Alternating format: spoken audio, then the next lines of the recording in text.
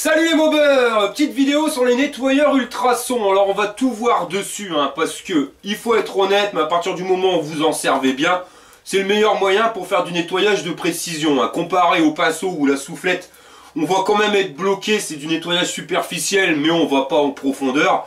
Là, dans tous les coins et ratacoins, les coins inaccessibles, vous allez pouvoir les nettoyer. Et contrairement au sablage microbillage ou même à la brosse métallique, si c'est bien fait, vous n'allez pas abîmer vos pièces. Et on dit nettoyeur, mais ça ne fait pas que nettoyer, parce que ça permet aussi de désoxyder et de redonner l'éclat à certains objets. Alors ça a l'avantage d'être dans un domaine qui est énorme. On entend souvent parler carburateur ou injecteur, ouais mais pas que. Parce que vous pouvez faire toutes les pièces mécaniques, vous pouvez faire aussi des pièces d'horlogerie, de modélisme. Vous pouvez nettoyer vos instruments de musique, alors dans la limite, vous n'allez pas nettoyer votre guitare, sinon vous allez la flinguer. Mais tout ce qui va être trompette, saxophone, ça passe dedans. Vous pouvez faire des bijoux, des pièces de monnaie. Vous voulez nettoyer vos pinceaux, votre pistolet à peinture, c'est pareil, ça passe. Vous pouvez même nettoyer votre dentier. Allez, remballe tes ratiches, Monique, on verra ça dans les tests. Allez, on y va les mecs. Fire!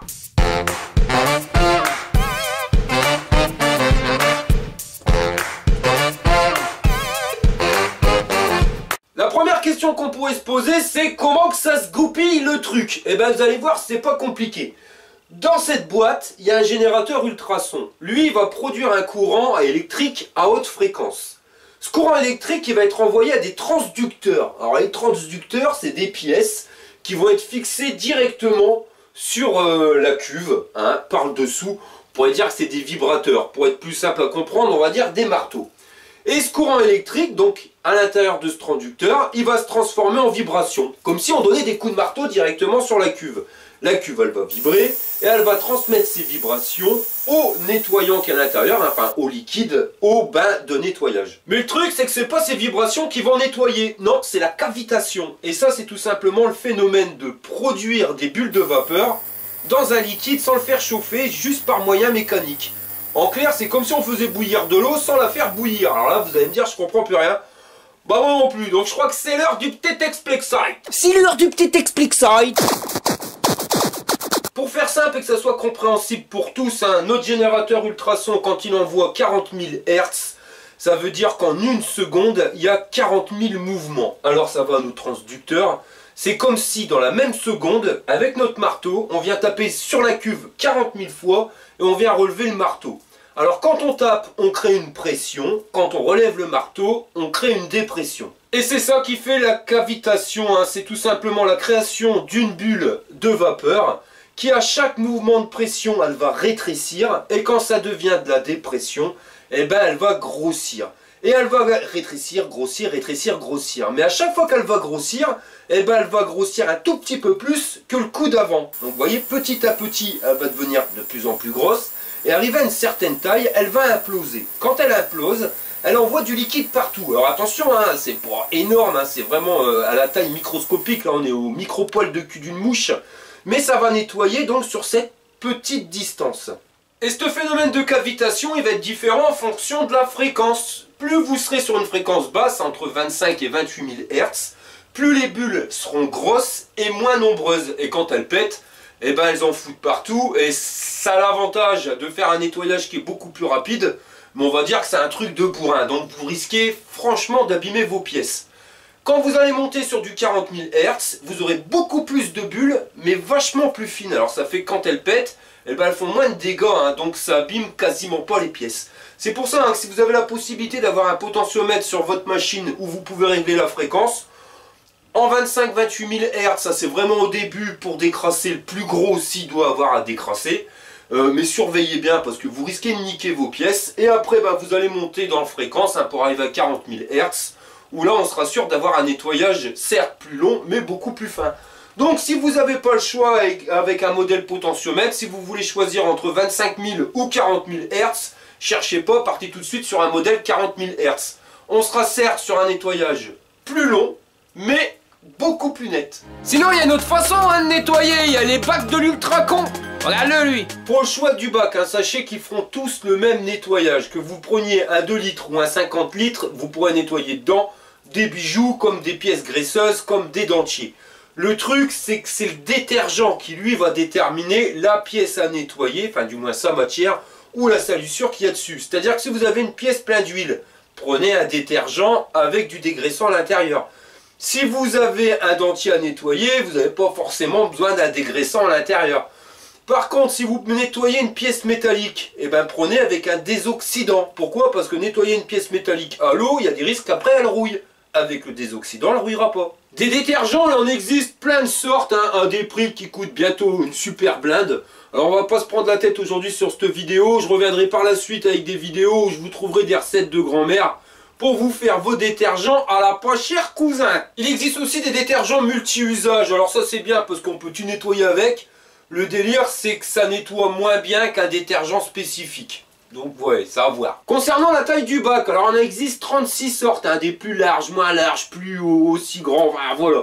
36 modèles différents, alors ils vont dépendre de ce que vous allez nettoyer à l'intérieur. Si c'est pour nettoyer des bijoux et que des bijoux, bah un petit 2 litres ira très bien. Par contre, si c'est pour nettoyer une culasse de moteur, bah dans un 2 litres, tu vas devoir l'antiquer à grands coups de sandchak, ça rentrera pas. Donc il faudrait vraiment voir ce que vous allez nettoyer et vous choisissez la taille en fonction. À savoir qu'il faut faire gaffe parce que c'est quand même des roublards, hein, les mecs. Ils calculent, je sais pas comment, un 2 litres, bah vous mettez pas 2 litres dedans. Donc n'hésitez pas à prendre une taille supérieure, hein, pour être sûr, on sait jamais. Ça, c'est faire du patin roulette avec la grande classe. Ou pas. Allez, accroche ton slip, je perds, il est temps de tester la machine. Alors moi j'en ai pris une sur Amazon, hein, je l'ai payé 169 €, ça c'est une 15 litres. Alors j'avais pris au début une 2 litres à 99 €, mais franchement elle est nettement trop petite. Ils disent 2 litres, hein, mais comme je vous l'ai dit, je sais vraiment pas d'où ils les sortent, parce que le panier était tellement petit que bah, un carbus ça rentre, mais alors vraiment après on pouvait plus rien mettre. Même une culasse rentrait pas à l'intérieur. J'ai préféré mettre un billet de plus pour 70 balles de plus. Et là on a un modèle où quand même à l'intérieur on peut le voir, on rentre carrément le carter moteur. Enfin voilà, je peux faire passer un moteur complet en un seul bain. Fais gaffe à ton fion. Il faut écouter les consignes d'utilisation. Règle numéro 1 sur votre nettoyeur ultrason, ne jamais le faire tourner quand il est vide. Ça c'est clair, sinon vous allez le flinguer en 2-2. Ne jamais vous en servir sans le panier. Et vérifiez toujours que sur le panier, vous ayez les patins, hein. Si jamais il vous en manque un, bah vous risquez d'abîmer votre cuve. Si jamais vous mettez une pièce dans la cuve directement, eh ben la vibration elle va se faire ressentir à travers la cuve, hein, et vous avez soit un risque de percer la cuve, soit d'abîmer les transducteurs. Alors si vous devez nettoyer une pièce qui est plus petite que les mailles du filet, hein, et qui passe à travers, je vais vous donner une astuce. Vous prenez un bocal en verre, alors soit pot de confiture, soit pot le parfait, et vous le mettez directement dans le panier. Vous mettez toutes vos petites pièces à l'intérieur du bocal, et vous allez mettre donc de l'eau avec beaucoup de détergent dans votre bocal.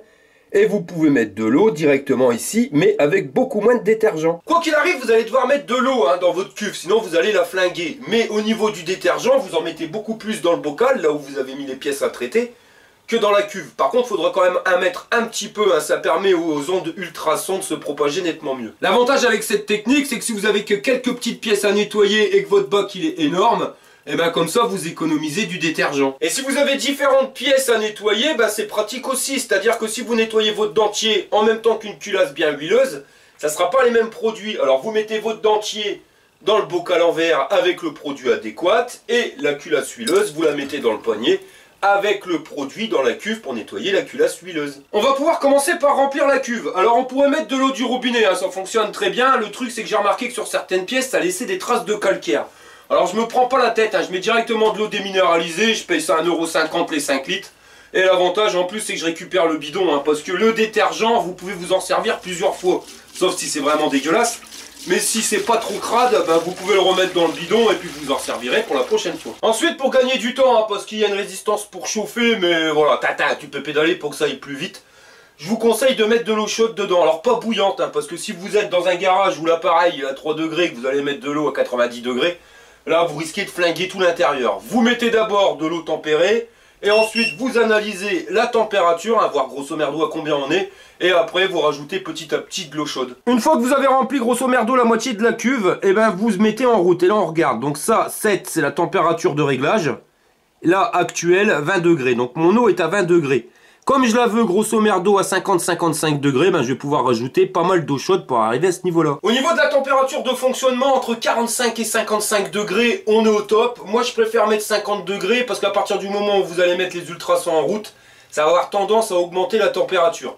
À savoir qu'à partir de 60 degrés et supérieur à cette température, eh ben la cavitation elle fonctionne nettement moins bien, donc une tranche 50-55 degrés, là on est au top. Pendant que mon eau elle chauffe, je vais le mettre tout de suite en route. Pourquoi? Parce que regardez, on a déjà perdu 1 degré, dans le garage il fait 5, donc ça va refroidir vite. Et petit à petit, vous allez remplir votre cuve avec de l'eau bien chaude. Alors attention, ne remplissez pas à fond, il va falloir mettre les pièces avant. Au niveau des pièces à nettoyer, je vais venir y mettre un cylindre, comme on peut le voir, il est vraiment bien crados, donc ça, hop, direct dans le panier. On va y mettre un carbu, alors il a été nettoyé de surface, mais vraiment pas à l'intérieur, donc ça pareil, on le met à l'intérieur. Toutes les petites pièces du carbu, pour éviter de les mettre dans le panier et qu'elles passent à travers, là je vais me servir, comme je vous l'ai dit tout à l'heure, de mon bocal en verre, donc je fous tout ça dedans, et je mets le bocal en verre à l'intérieur. Bon là il va flotter, il va falloir que je mette de l'eau à l'intérieur, sinon ça risque de pas aller. J'ai pas mal de pièces de monnaie aussi qui sont ternies, crados, devenues verts. Bon ça c'est pareil, je vais les foutre directement dans le bocal en verre.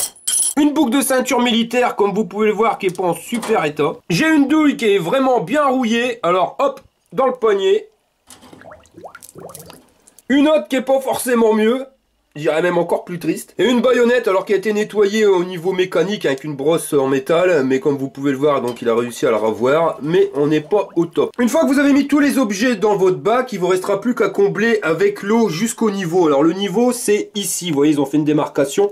Sachez que vous ne pouvez pas descendre en dessous de 2 cm, sinon vous risquez d'abîmer votre nettoyeur ultrason. Donc là, je vais mettre de l'eau jusqu'à à peu près 1 cm du bord et je viendrai rajouter le détergent après. Là, on n'est pas trop mal, à savoir que j'ai mis 9 litres. Je vais peut-être en rajouter un après, ça fera 10 litres. Et quand on regarde sur le détergent pour la dilution, on est entre 2 et 15%. Donc je vais rajouter 1 litre de produit. Par contre avant je vais retirer mon bocal parce que comme vous pouvez le voir, il dépasse de la cuve et je préfère mettre le couvercle. Ça permettra de chauffer plus vite parce que là on est quand même qu'à 36 degrés. Je vais mettre grosso merdo 1 litre de détergent dans mon super bol mesureur, mesure Allozingue, et je viens verser ça tranquillou bilou dans la cuve avec la flotte. Il me restera plus qu'à combler le reste avec de l'eau chaude. Bon là on est pile poil à la limite, comme il faut. Je referme le couvercle, comme ça chauffera plus vite. Et ça devrait pas être trop long parce qu'on est arrivé à 41 degrés. Le détergent que j'utilise c'est un spécial dégraissant, donc sur le cylindre, sur le carbu ça va aller nickel. Par contre les pièces rouillées ça risque de fonctionner moins bien. Je fais le test, comme ça on verra bien comment ça va nettoyer. Mais par la suite, comme je vous l'ai dit, je vais acheter pas mal de gammes de détergents différents. Et on fera le test entre celui qu'on achète dans le commerce et la méthode pas chère cousin. Bon maintenant il n'y a plus qu'à attendre que ça chauffe. Ça y est, on arrive à température. Je vais pouvoir remettre mon bocal à l'intérieur. Pour ça, j'enlève le couvercle. Je vais enlever le panier. En tout cas, on voit que l'eau est déjà bien dégueulasse. Et j'ai pas encore lancé les ultrasons. Les pièces sont à l'intérieur du bocal. Je prends de l'eau bien chauffée et je viens le mettre directement dans mon bocal. Il me restera plus qu'à mettre le bocal dans le panier. Et je refoule tout dans la cuve. D'origine, il est réglé sur 5 minutes, mais je vais mettre 15 minutes. La durée, je pense qu'il faudra à peu près 30 minutes pour le nettoyer. Mais petite astuce, mettez pas 30 minutes d'un coup. Pourquoi? Parce que si jamais ça abîme vos pièces, au bout de 30 minutes, vous risquez de pas avoir des trous dedans, mais qu'elles soient abîmées. Vous le mettez la moitié, 15 minutes. Au bout de 15 minutes, on va regarder ce qui se passe, comment que ça se goupille, si les pièces elles sont pas destroy. Et après, je viendrai le remettre 15 minutes supplémentaires. Vaut mieux le faire en plusieurs étapes que si vous faites une trop grosse étape, malheureusement on ne pourra pas revenir en arrière. Pareil, si vous êtes obligé d'insister parce que vos pièces sont vraiment méga cradingues, à savoir que vous ne pouvez pas mettre plus que 60 minutes. À partir du moment où vous avez mis 60 minutes de nettoyage à l'ultrason, considérez qu'il faut quand même minimum 15 minutes de repos, sinon vous risquez d'endommager votre machine. Allez, c'est parti. Ouah, ça déglingue. Je sais pas si les pièces elles vont être bien nettoyées, mais alors mes oreilles. Ouah, je me casse les gars. Les 15 minutes sont passées, je vais pouvoir sortir le panier et on va inspecter les pièces, voir ce que ça donne. Sur la boucle de ceinture, on est vraiment pas mal. Par contre, bon, il y a encore quelques traces de rouille, mais faut pas oublier qu'il n'y a pas de désoxydant directement dans le détergent. Le carbu, on voit qu'il y a des traces. Maintenant, quand on frotte, elle s'enlève, donc c'est pareil, on va le laisser un petit peu plus longtemps. Sur les douilles, elles sont encore remplies de rouille, même s'il y a quand même des endroits où c'est parti. Bon, 15 minutes, je crois que c'est vraiment pas suffisant pour ce type de pièce. La baïonnette, il y a pas mal de rouille qui est partie, mais il y en a encore un stock, donc c'est pareil, il va falloir la replonger. Le cylindre, bon, j'ai l'impression qu'il a noirci, hein, mais c'est pareil, quand on frotte son doigt dessus, bon, on voit qu'il y a de la merde qui part, hein. Et par contre, ici, ouais, au niveau de la crasse qu'il y avait, il y en a encore un tout petit peu. Mais il y en a quand même pas mal qu'à dégager. Et maintenant je vais vider mon bocal avec le liquide qu'il y a dedans hein, pour voir l'état des pièces à l'intérieur. Sur la pièce du carbu, toujours cette couche noirâtre hein, qui se barre quand on le frotte. Par contre les pièces de monnaie, elles sont carrément méconnaissables. Hein. On va remettre tout ça un petit quart d'heure et on reviendra tout à l'heure. Hein.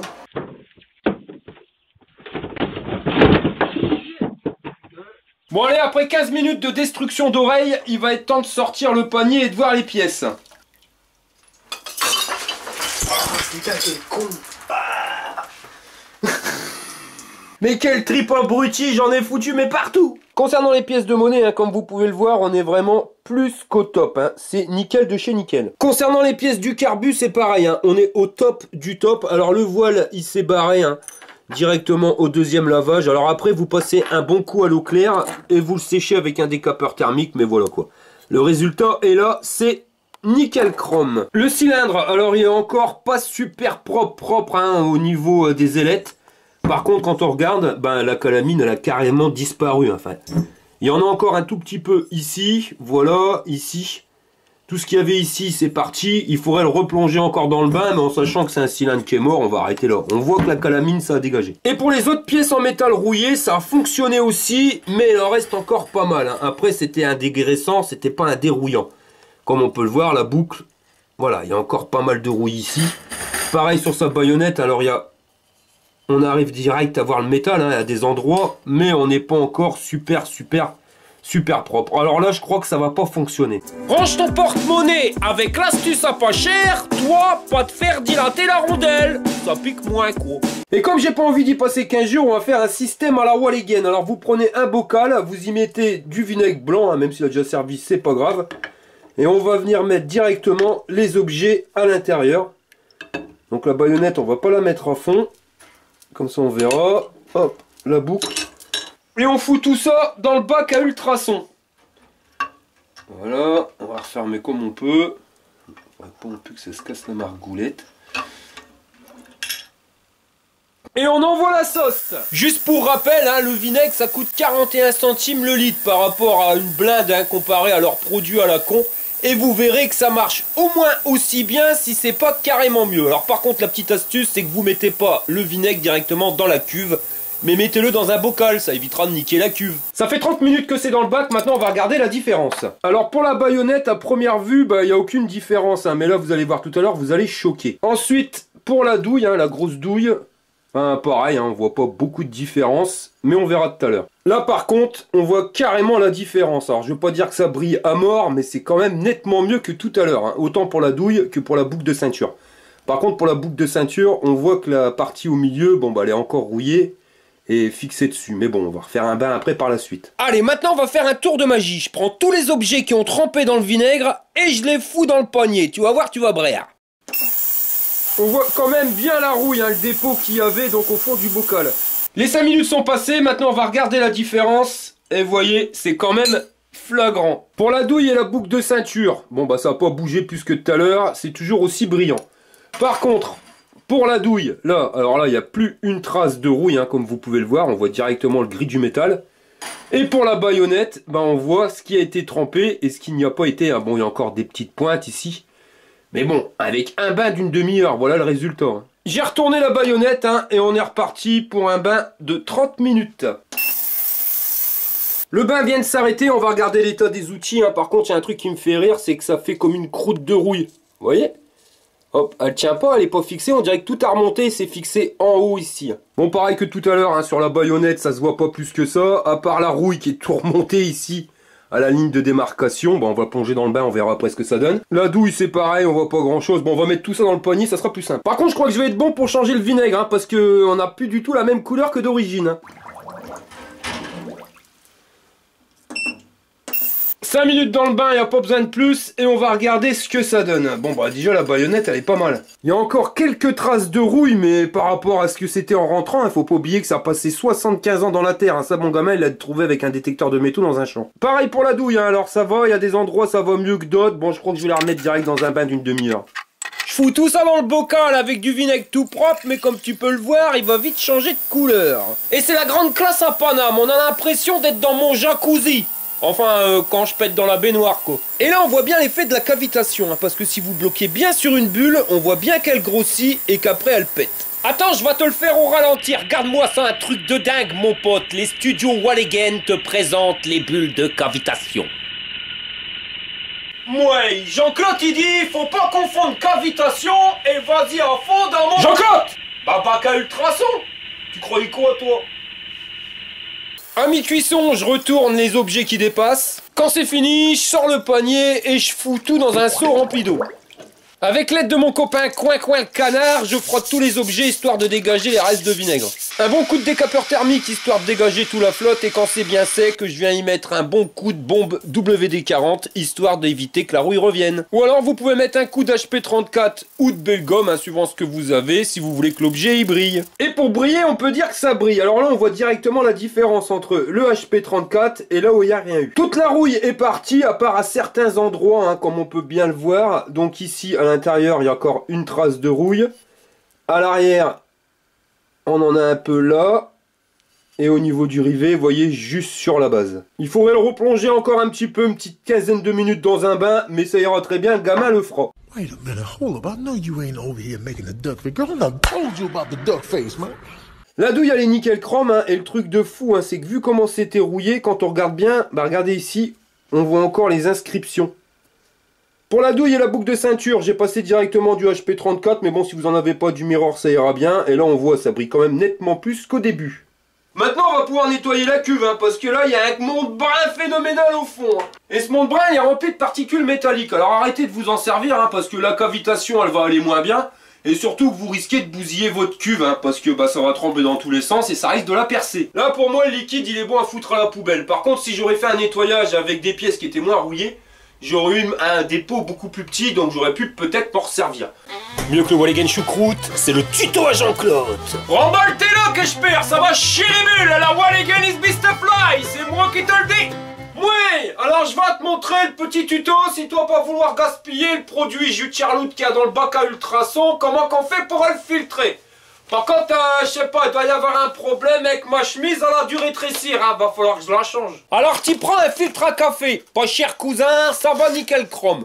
Une bouteille d'eau, mais vide, hein, sinon ça va pas bien, et tu la coupes pour faire un entonnoir. T'enlèves le bouchon, hein, sinon ça coule pas bien. Et tu viens mettre le filtre à café dans l'entonnoir. Ça te donne un truc comme ça. Après, si t'as la classe à Paname, tu retournes la machine, sur le côté t'as un robinet. Là tu l'ouvres et tu fais couler l'eau tout pourrie directement dans ton entonnoir. Et quand t'as fini de remplir l'entonnoir avec le jus de chaussette, eh ben t'attends. Si toi t'as pas la classe à Paname et que t'as un bac où il n'y a pas la roubinette, eh ben tu prends le reste de la bouteille, tu viens le plonger dans le bac et tu viens mettre le jus de chaussette directement dans l'entonnoir. Et toujours pareil, t'attends. Mais t'attends. Et puis si ça te gonfle d'attendre comme un con, eh ben tu mets directement ton jus de chaussette dans le bidon. Hein. Tant pis, on filtrera pas, on va foutre ça direct à la poubelle. Quand ton bac il est vide, bah il est encore plein de brun. Alors tu fous de l'eau dedans, et puis après tu mélanges, et puis avec une lingette pas cher cousin, tu viens nettoyer tout ton bac à ultrasons, sinon tu vas le ranger tout dégueulasse quoi. Et puis quand il est tout beau, tout propre, et ben tu prends les serviettes, celles qui donnent à l'hôpital, là dans les chiottes, là tu prends un gros paquet, et puis avec ça, bah tu vas venir sécher ton bac à ultrasons. Voilà, il est tout beau tout neuf. Et quand il est tout propre, eh ben t'as plus qu'à ranger tout ça dans le carton. Et dans le carton, ils ont mis un truc super pratique, c'est un adaptateur de voyage. Regarde, ravise-moi ça, je perds. Alors ça, c'est la classe à Paname. Comme ça, quand tu pars en vacances, tu peux partir dans le monde entier, eh ben tu peux partir avec ton bac à ultrasons. Alors c'est génial, hein, parce que si la Monique, le pipeau, elle veut pas te plastiquer, eh ben là, tu peux le mettre dans le bac à ultrasons. Pas con, hein? Bon allez les gars, c'est la fin du tuto à Jean-Claude. Je vous laisse et je vous dis à la prochaine. Hein. Je vous laisse avec le Bobours. Salut! C'était le tuto à Jean-Claude. Hein. Quant à nous, bah, je vous ai quasiment tout dit sur les nettoyeurs ultrasons. J'ai pas parlé de la puissance, je vais vous en parler vite fait.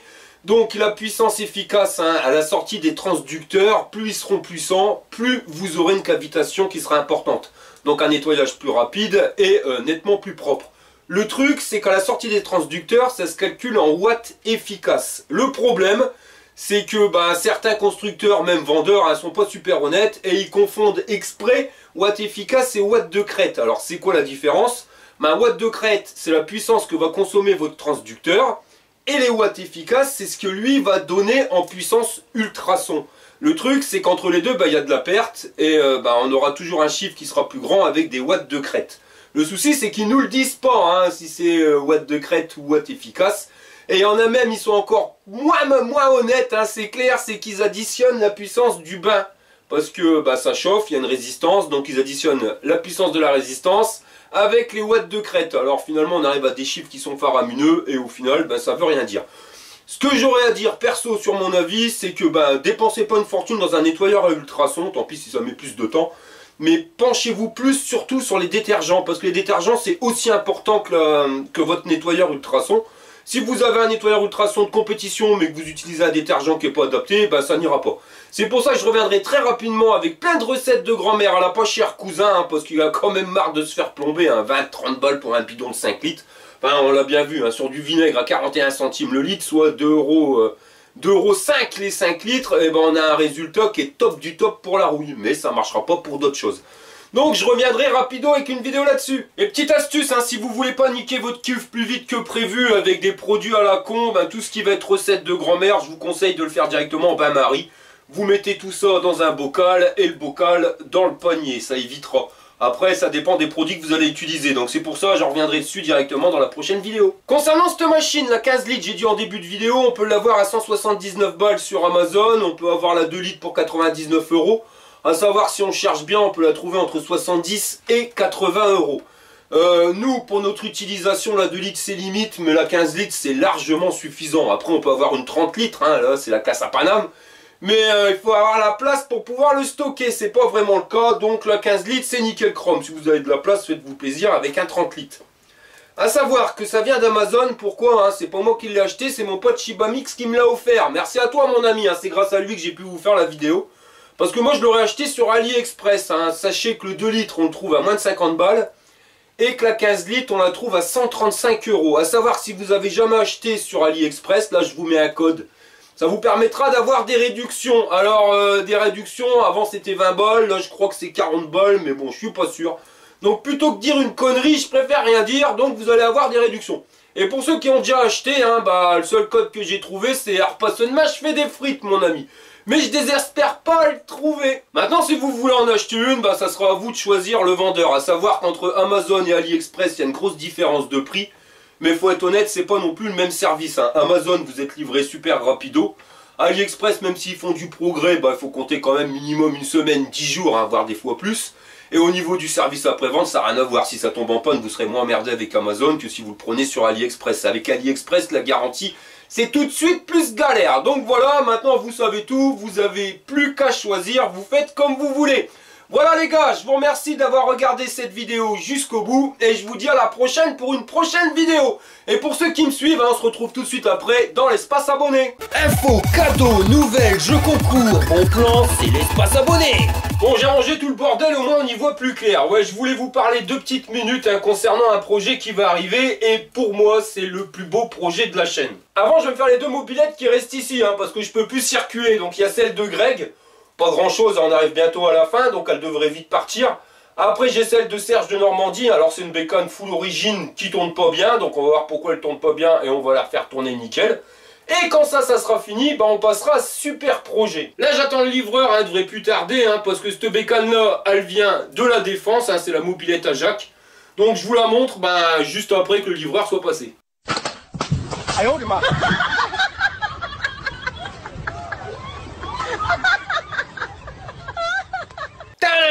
Le livreur est passé et voici la motobilette, une motobilette de fou les gars. Flambant neuve la bécane, enfin peut-être pas flambant neuve, mais au moins il y a quasiment toutes les pièces d'origine comme vous pouvez le voir. Et bon, à part la peinture certes elle est un petit peu rouillée, elle est cradingue, Mais elle est nickel sa bécane. Il y a toutes les pièces d'origine qui sont dessus, hein. Les phares, la sonnette électrique, les freins, les carters latéraux, le pot d'origine, il y a même la pompe à vélo. La selle, pareil, elle est là. Bon, un petit peu craquée là, mais bon, elle est pas toute jeune. Il y a même la sacoche pour les outils. Bon, elle est déchirée, mais bon, c'est pas grave. Il y a les sacoches en cuir, elles sont dans un état qui sont vraiment pas terribles, mais bon, on peut essayer de les sauver. Le feu arrière, le catadiop, les pneus, quasiment rien, ils sont nickel, tout neufs.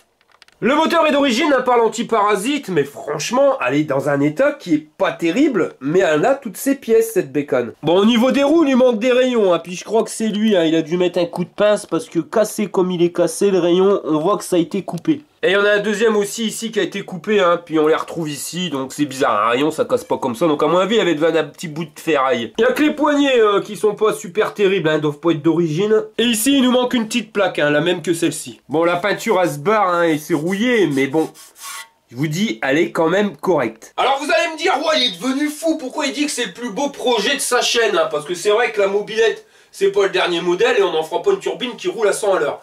Mais on s'en fout, parce que la bécane qui va aller à 100 à l'heure, je vais en faire une. Je vais me faire plaisir, je vais me faire une bécane pour circuit, je vous l'avais dit la dernière fois. Donc voilà, donc il y en aura une. Et si je fais des vidéos sur les mobilettes, hein, c'est parce que j'ai envie de les faire, mais c'est surtout pour partager ma passion. Et donner au plus grand nombre de gens la possibilité de refaire sa bécane. Mais refaire sa bécane comme lui, il a envie. Hein, on n'est pas là pour vous dicter un choix, faites comme vous voulez. Regardez-moi, j'ai fait des restaurations pour mes bécanes, bah moi j'aime pas l'origine. Je préfère les trucs à la Walligen. Donc je pars sur du rose, des couleurs qui flashent, des oranges fluo. Voilà, dans un budget qui est correct, mais limité. Je vous ai partagé les vidéos. J'ai fait exactement la même chose, c'est-à-dire avec des mobilettes qui ne sont pas d'origine, comme la Tennessee, où on arrive sur un budget qui est déjà plus restreint. Ensuite, on a fait des remontages et des restaurations à la vraiment pas cher cousin, hein, comme la mobilette à Greg, où là on démarre de rien, hein, le machin, vous allez voir, il m'en arrive encore des becs de tuiles dessus. Enfin, c'est clair, c'est pas cher, parce que c'est quand même plus simple d'aller acheter un nouveau pot d'échappement au magasin que d'aller essayer de le ressouder. Le truc, c'est que ça coûte plus cher. Donc, donner la possibilité à tout le monde, suivant son budget, de pouvoir restaurer une bécane. Et c'est là, bah, c'est un projet que j'ai jamais fait. Parce que le budget, eh ben, sachez-le, il est illimité. Alors, le budget illimité, attention, hein, ça veut pas dire qu'on va l'acheter à tout va. Non, ça serait pas marrant. Le truc, c'est vraiment de la refaire d'origine, hein, full origine, en essayant de dépenser le moins possible, mais on sait que si jamais il y a un pépin, bah voilà, on peut se rattraper. Mais on va arriver sur des choses qui n'ont jamais été faites ici, comme au niveau des chromes. Les chromes, il y en a qui sont abîmés. Et ben, on va essayer de refaire un chromage. Donc chromage, soit on va aller voir un artisan qui le fait, soit on va essayer de le faire soi-même avec des astuces pas chères cousin. Enfin voilà, il y a beaucoup de choses qui n'ont jamais été vues sur ma chaîne, qui sont sur cette bécane. Et voilà, même si j'en ferai pas ma bécane à moi, c'est quand elle va sortir de mon garage, j'en serai beaucoup plus fier que sur une mobilette quand elle est réparée à la Walligen. Parce que du Walligen, c'est bien, hein, c'est clair, le truc il va marcher, c'est fiable.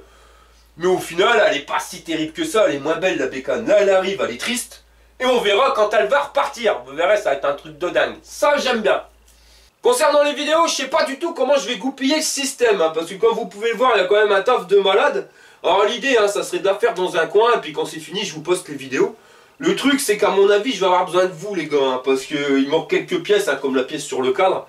Donc, galère à trouver, je vais pas vous mentir, la dernière fois que je vous ai demandé un coup de main, merci à vous, hein, parce qu'en moins de 3 jours, on a trouvé toutes les pièces. Donc, voilà, je sais pas trop. Après, si je fais les vidéos au fur et à mesure, ça risque de traîner en longueur, hein, parce que, voilà, j'ai du taf là-dessus. Mais j'ai aussi du taf chez moi, il y a mon jardin à refaire, c'est complètement pourrax le truc, voilà, c'est un champ de ruines. À savoir que l'année dernière, comme je suis parti à l'hôpital, j'ai laissé tout tel quel dans le jardin, donc voilà, faut tout recommencer à zéro. J'ai ma bagnole à refaire, j'ai mes vélos à refaire, enfin voilà, il y a beaucoup de trucs, donc ça risque de traîner en longueur, en sachant que je vais à l'hôpital tous les semaines. Et ça me pompe. Alors attention, hein, je touche du sage. Encore un examen, les mecs. S'il est bon, j'y vais plus tous les semaines. Ça sera plus que tous les 6 semaines.